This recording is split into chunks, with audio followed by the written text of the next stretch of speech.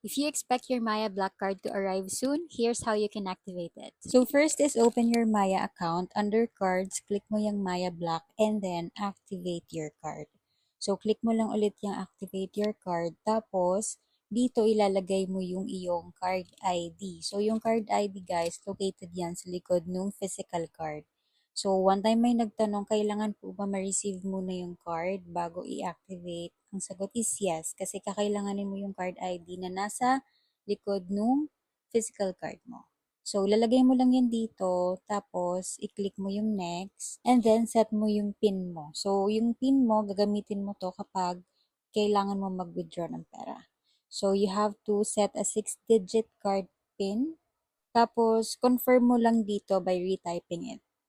And then, click next. Tapos ayun, okay na. Your card is good to go. So, pwede mo na yung gamitin either online or sa mga physical store. So, ayun lang. Welcome to Maya Black.